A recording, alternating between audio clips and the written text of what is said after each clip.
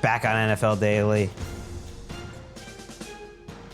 Daniel Jeremiah let loose the news that we're dropping a new draft season only podcast. Me and Move the Sticks. Coming out later this week. 40s and free agents. Because you know what people need is more podcasts from me. So that's coming up later this week, and that's combining the draft and free agency, my favorite time of year. And I was thinking, like, who's been in Lucas Oil Stadium even more than Daniel Jeremiah? It's our guy, Nick Shook. He's grinding the in-person all 22, and he's going to tell us who he liked best. Let's go through the skill positions to start. And I know some of them were disappointing. So I want to start with some positive news. Let's talk about the running backs. Running backs are back, Shook. You give me one or two of your guys that you especially like, but man, this running back class is awesome. Yeah, a huge promise in a lot of these guys. A lot of guys who tested very well. I picked Quinshon Judkins as one of my running backs because of how good he looked in the passing game. He's like an artist when it comes to running routes as a pass One of catcher. the two Ohio State running backs that will get taken top 50, I would say, at least. And we did not see Travion Henderson in a comparison beyond that. Travion didn't do the drills, Judkins did. And he looked fantastic in those areas. He also was largely solid in the running drills, save for the Deuce Staley drill where he got a little caught in the bag. So he looked complete. Trevor Etienne, I think he just looks like a guy who is a pro. Know his lineage, having an older brother in the league, coming from Georgia. He's been prepared accordingly, and I thought he handled the drills well. Testing landed him in the elite category as well, at a next-gen stats athleticism score of 90. So complete picture there as well. And then we also had Bashul Tootin from Virginia Tech, a name that people probably don't know. I was largely unfamiliar because I'm not a Hokie fan, myself. I'm not a big ACC football guy, but he came out there and blew the doors off of the testing. 4.32 second 40, jump 40 and a half inches in the vert, 10'10" broad jump. His numbers were crazy, and then he went out there and had solid work on the field as well. So those were my top three. I also liked Dylan Sampson from Tennessee, kind of looks like the pro. Jaden Blue put down a super fast 40 time as well, the running back from Texas. And Donovan Edwards tested well. Some things in the drills I didn't like that much, kind of lended itself to how he kind of lost his job at Michigan this past year. But we'll see what happens because GMs and scouts love the testing results. When you see the numbers, you think we can make something out of that guy. RJ Harvey, another running back from UCF. There's so many. They literally were all running 4.4. 4.42. Yeah, it was a very like they showed the board and it was just like hundredths of seconds difference. And they're huge too. Like you went through all these guys, and I would never push back on like where's my guy? And maybe he didn't do the drills actually. Marion Hampton, he did not do. Did he do the drills? He did. He tested like crazy, and he's got a lot of juice, a lot of buzz. For those who are paying attention to that, I didn't like his workout. I thought his workout was just a little sloppy in some of the drills that he did. That's things that can be fixed. And again, GMs and scouts get on board with he has the physical traits. We can fix the rest of that. And good coaching can. So I wouldn't overlook him. Just in picking all combine team performance here, the drills didn't stack up for me. And Travion Henderson, I believe, ran the 40, but he didn't do anything. Correct. Only else. did the 40. That's another big boy. And that what I mean. Okay, Hampton didn't look great in the drills, but he finishes 43 out of about 1,900 running backs in relative athletic score. He is a 5'11", 221-pound man who can run a low 4.4. It's just like, man, this running back class is one of the best of the last 5 or 6 years, maybe the best since that Joe Mixon, Christian McCaffrey, Dalvin Cook class. So it's going to be really exciting to see where these guys go. A lot of them will go in the top 60 picks, which is new for running backs. All right. And I'll tell you this too, before we move on to the next position group with Tootin. Word on the street, he's gaining some serious attention. So keep his name on your radar as somebody who goes earlier than expected. Not saying he's a first round pick or anything like that, but just when his name flashes in April, don't be surprised if it's earlier than you anticipated. He blew up the combine. It's funny that Etienne, the second brother, who was definitely helped by his combine performance, that helped Travis rocket up the boards. All right, let's go to the maybe the more disappointing part of the weekend. And we don't have to focus on the negative, but I guess let's combine them together. We can just talk quarterbacks and wide receivers and have a conversation there. I know a lot of the Certainly the top quarterbacks didn't throw. I know you weren't thrilled with the wide receiver drills, though. Give me the guys. Let's start with the positive that you did enjoy watching from those two groups. So Cam Ward and Shedeur Sanders did not participate. They watched. So it left an opportunity for a lot of guys who had questions to answer to come out there and try to answer those questions. And none of them really did. Nobody put together a complete performance. And maybe my evaluation is a little bit skewed because it wasn't that long ago that I was sitting in basically the same seat in that stadium watching CJ Stroud put together a remarkable performance throwing on air. These guys just weren't consistent throughout the different routes. Some guys were good on short routes, like Jalen Milroe, great on running the whip, right? Like tossing the ball to a route where a receiver runs in and cuts back out toward the sideline. Accurate there, accurate on the slants. Once the ball moved downfield, it was hit or miss because the deep corner, he sails like 3 over the guy's head. The sail route, he's missing guys. But receivers are also not running routes to the right spot. So it was a difficult evaluation. He looked good in the deep ball, and we knew he has that arm. But the dig, for example, doesn't trust, like drops back, hits the back of his drop, steps up, and wants to throw before the receiver is starting to hit his break. And you could tell he struggled with that. Will Howard was all over the place. Not surprised, but was all over the place. Kyle McCord, kind of good, but low ceiling.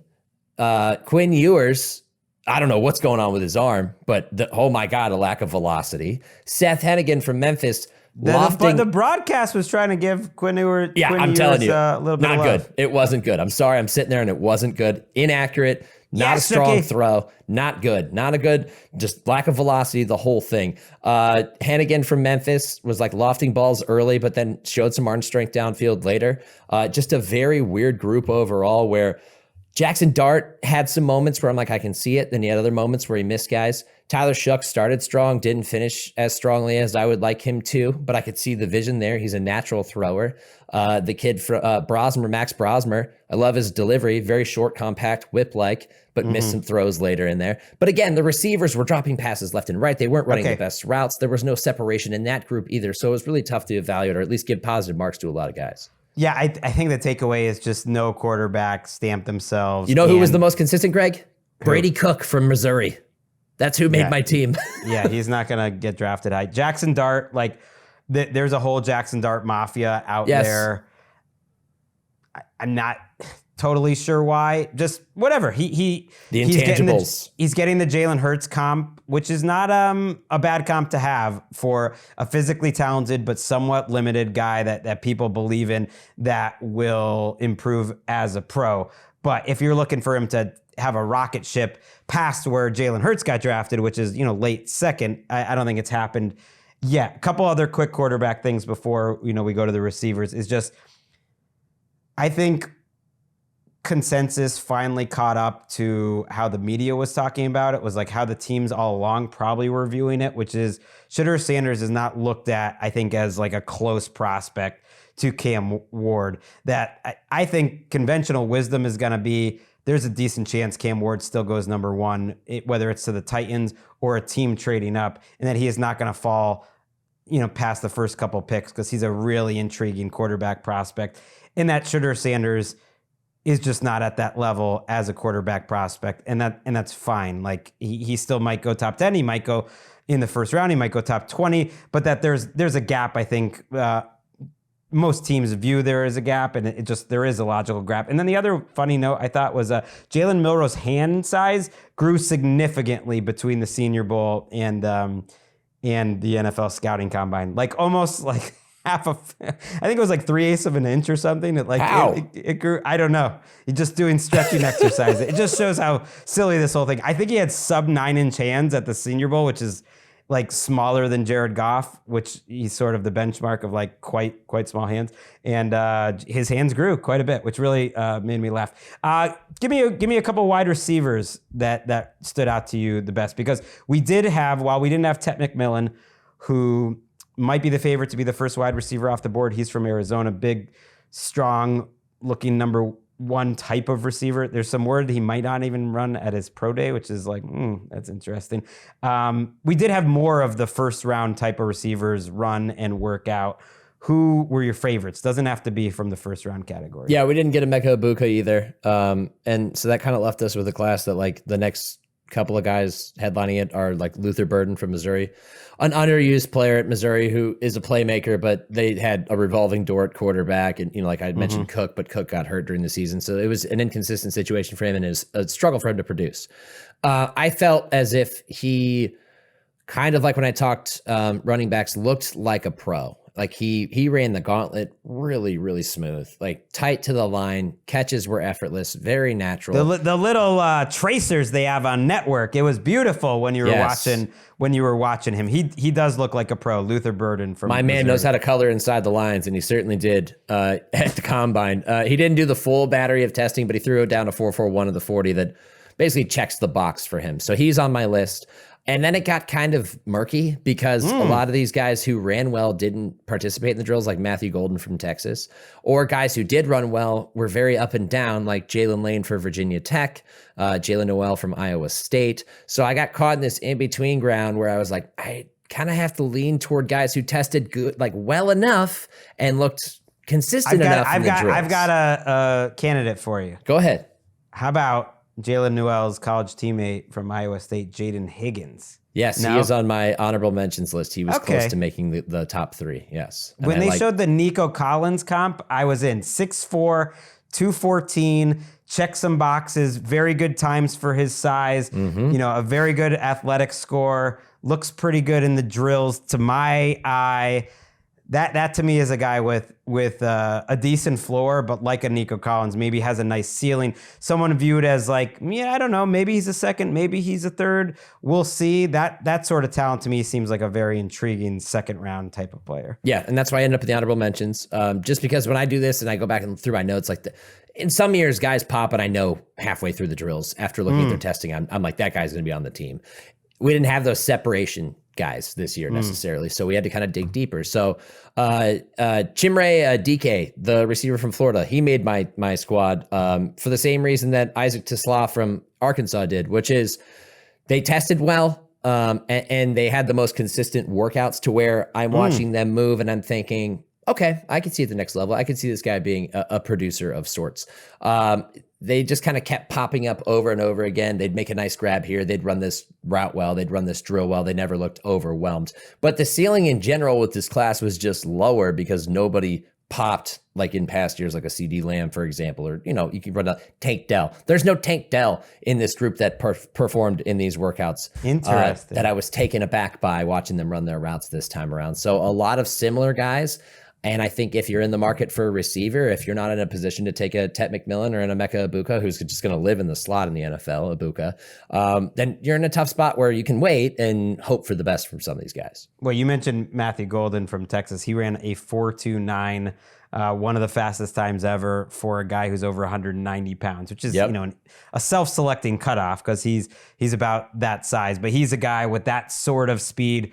Wouldn't be shocking if he snuck into the first round like Xavier Worthy a year ago because he has pretty good tape in production as a college player too. He was already maybe in that group. Jalen Noel, who you mentioned, the top broad, the top vert. So certainly people who help themselves, but maybe not an amazing wide receiver class. I still like Tez Johnson, who happens to be under 160 pounds and ran a slow 40, but he had insane 3-cone and insane shuttle time. That's where he's going to live. All in the eye of the beholder. Yeah. When I watched him, I thought like that guy is a Rams type. I could absolutely see him because they love the 3-cone, they love the shuttle. They don't mind the little guys. Live between 0 and 12 yards, win with instant separation, and then run after the catch. Yes, he could be like a better version of Tutu Atwell. So who knows? Let's wrap up, I guess, the skill position groups. We didn't talk tight ends yet. Now Friday night seems so long ago to me.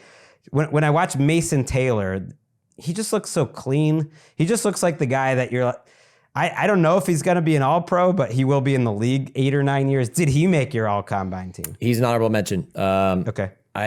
Now that this is a couple of days ago, I can't remember if it was because the testing wasn't quite there, if it just didn't pop on the field. The testing was like fine. Yeah. The testing was because I think his workout was very solid. He looked very much like a pro-ready guy. So it had to be, I think, testing with him now that I'm thinking back about it. My top 2 guys, this was actually tough. I think there's a lot of talent in this tight end class.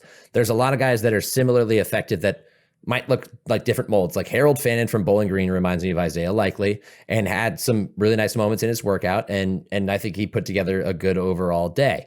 CJ Dupre from Alabama looks like a pro-ready tight end who just does everything pretty well. Jake Browningstool from Clemson kept putting together good reps down on the field during the drills. So we got a lot of those types of guys, but the guys that ended up on top of my list were Terrence Ferguson from Oregon, who just looks like a smooth, silky athlete at tight end, the modern tight end kind of exemplified in this guy. A little bit of a late riser, potentially. Let's hear it. I like that. And then we also had Joshua Simon from South Carolina, who is, I think, just going to be fantastic. Like he's big, he's a unit, and he moves well. He's not slow. He's super athletic. And throughout his workout, I was just like, damn, this is a good player. Like this is the modern tight end who's going to come into the NFL and make a difference for the right team. I don't know if I would call him like maybe a Gerald Everett, who's always a super athletic but inconsistent tight end, but a guy who I think just has a very high ceiling in the right situation. Gerald Everett's still cashing them checks. I mean, I know he is. he's still getting it done. So most of these guys would take that career, even if that doesn't get you thrilled. It's funny.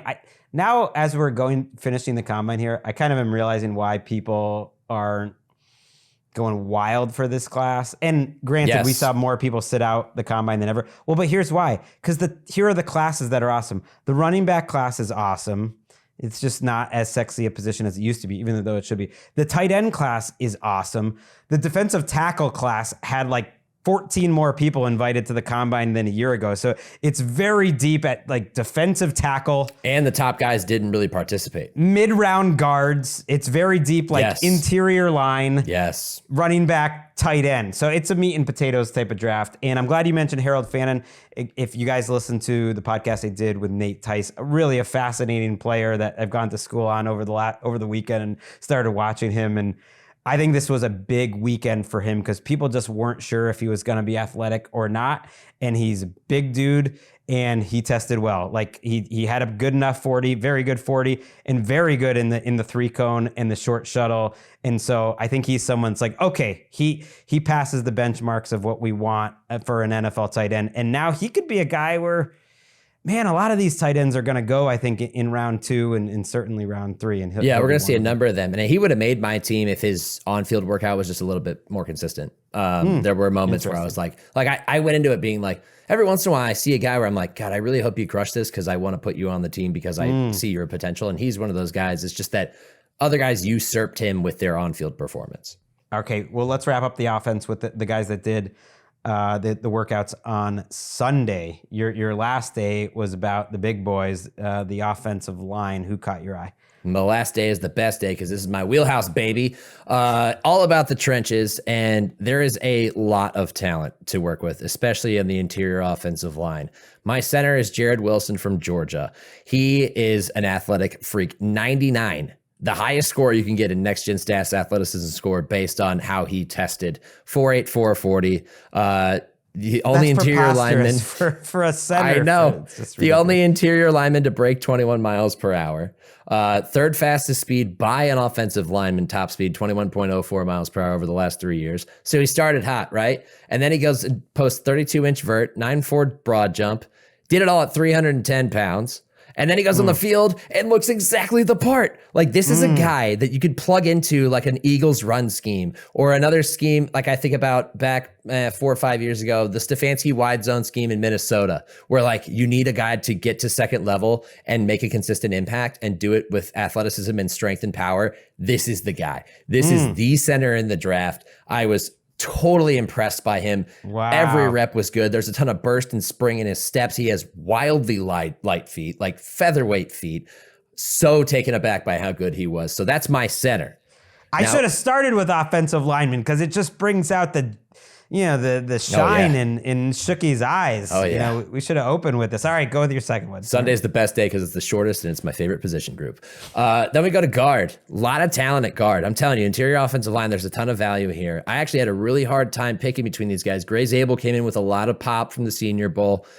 didn't quite look as consistent as I want him to be. Tested well, but didn't quite look as consistent on the field. So he ends up in the honorable mentions. Joshua, 36-inch vertical, by the way. Yes. For like a guard is kind of a freak. There's some things missing from his game, but the way I characterized it to the guy sitting in the suite with me today was that you put him in a phone booth, he's winning that battle every time. It's just that some of the other situations, and like North Dakota State, he ended up playing some tackle. Like it's hard to figure out exactly where he's going to play. He's going to be an interior lineman. He could be a center, but you put him in that phone booth, he's going to win as a bit of a brawler, who's very agile.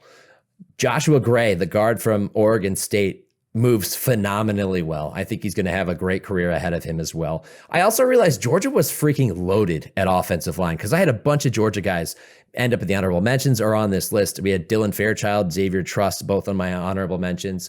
And then I also picked Tate Ratledge, the guard from Georgia, who you want to talk about a guy who can move. And maybe you say I'm overvaluing movement, but guess what? In today's NFL, you can't just be a brawler at the first level. You got to get to the second level to really make a difference in the run game. Go look at the Eagles, go look at Saquon Barkley. That's why they succeeded. And Tate Ratledge is that guy at guard. He is just so swift. He's 6'6", he's huge, and yet he moves. He's 308 pounds, but he moves like he weighs 280. And he put on a show in the testing, 4.97 40, 32-inch jump, 9.5 broad, best 3-cone time, 7.38 seconds. 3-cone is where teams like to get their guards moving, quick, agile. He did a trap drill. It was a short pull is what they call it on TV, but it's a trap. You're mimicking a trap. Talk to me. And a lot of these guys, basically the essential thing you want to do on a trap is your first step is quick, it's backward, and you swing open the hip, because what you have to do is drive right behind the center's rear end and get through the hole before the running back runs you over. If you can't get through the hole, you can't be a guard and can't run a trap. And you can't play football, essentially. He can not only do it, he was the only guy in the entire group that I saw who was so used to doing it and had such light feet that he like did this shuffle that was like a blur. Like he'd done this rep thousands of times, and other guys struggle with this stuff. And I was like, oh man, like I felt a tingle inside me. I was just like, this is incredible. I love this guy. And then he crushed the rest of the drill too. I wrote a lot about him in the all combine team. He's not a brute. He's not going to win with pure force, but he's going to win with his feet. So I liked him a lot. Okay. That's a great shout out. Big day. I think as we get closer to the draft, people are realizing, there's not a premier left tackle prospect necessarily, but there's a lot of potential in this class, but actually the overall class is pretty deep and pretty strong. It's just not amazing in the top 5 or 10. And who knows, Amron Membu might be OL1 after the day he had. A very fast 10, a very fast 40. He's 20 years old. He finished 26th out of 1,379 qualifiers at tackle. He moves well. People question whether he could go to guard, but like, that was interesting. There's a chance he could go in the top 10 in this draft, I think, because whether it's him or Will Campbell had a good workout, but the short arms were a little shorter even than people were expecting, 32 and 5/8, which is, it depends how much you care about that. But he had a great workout too, Will Campbell. So interesting. Those two guys, though, did not make your team. So. I have things to say because Membu did make my team first off at tackle. Campbell makes honorable mention. And we'll start with Membu. Membu, I don't know if you watched the broadcast with the sound on, Greg, but his first 40, he screamed through the entire 40. I'm not kidding you. Yeah, there was a guy like that yesterday who yelped like a seal. Yes. Too. He like, ran. Yes. Keep going. Keep going. What is happening? He was, the whole way through. And we're all like, wow. And Eric at home, proud Mizzou grad, I look across the suite, I go, is that how they teach you in Columbia, Eric? And then we look up at the board and we see his 40 time, 4.91. And it was like, well, it justified the sound. He had an excellent drill. He was another guy, very light on his feet, considering his size, very fluid, very comfortable. And I'm curious about the projection because I think about a guy like Mekhi Becton, not the same player, but Mekhi kicks into guard with the Eagles this year and thrives for the most part, right? And kind of replaces the void that Cam Jurgens left when he had to slide over to center, and they don't miss a beat. And maybe that's what some people are thinking. I think there's some other comps that are outside of that with him moving to guard, but I could see him playing tackle and being fine. Doesn't define as a traditional top left tackle prospect necessarily, but I see it in the physical traits and potential there. The other guy that ended up there was Josh Connerly because of the way he went through his drills, testing solid 85 athleticism score, but not as good. From but Oregon, I just like potential first round pick, another one. As I watched him, I wrote in my notes, he's a stud. In fact, I texted a friend, an Oregon grad who we know, and I was just like, Connolly's a stud. And he goes, go back and watch the Big Ten title game tape and you'll see it too. And I was like, I've already watched it. I know what you're talking about. But let's talk about Campbell, because Will Campbell, LSU, potential top 5 pick. I think he was the number 1 tackle on a lot of people's boards going into this. He goes to the podium yesterday, and all the questions are about arm length, like you just referenced.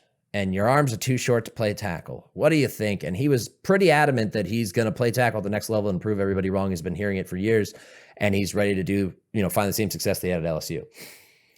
I'm telling you this, he could be in the NFL and be a fine tackle, but he's got the potential to be an all-pro guard, because he wins with his feet, not with his arms, upper body strength or his arms, because his arms are short. You could even see it in the drills. There just wasn't a lot of force up there, but those feet are smooth as butter and they're feather light, like a lot of these other guys. He had some of the best feet of any lineman in this entire group. I could see him being a phenomenal guard for a long time, as opposed to being a decent to slightly better tackle in the NFL. And I just wish that somebody would draft him and say, you are going to be a guard. He might be top 5 guard in the NFL for a long time. Look, Zach Martin and Elijah Vera Tucker are 2 recent That was who I thought of, Martin. Of guys who got taken and teams weren't sure where they would play.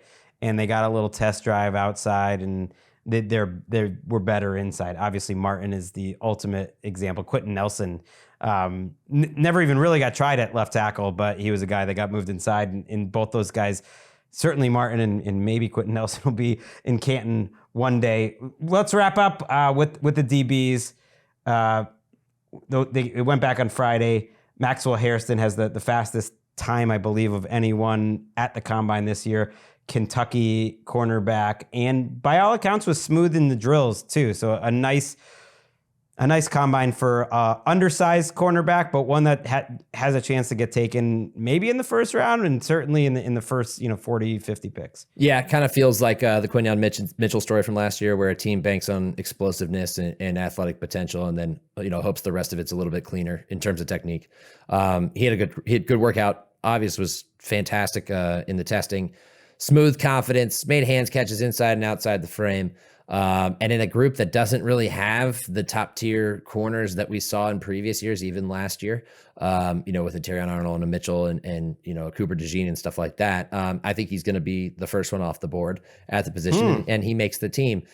From there, got a little bit harder to separate some of these guys, kind of like the receivers, probably a little bit more talent overall, but kind of like the receivers in separating these guys. I had Robert Longerbeam from Rutgers. It should have been Azrae Thomas's spot, but he didn't test. So incomplete picture there. That kind of disqualifies you and just puts you in honorable mentions.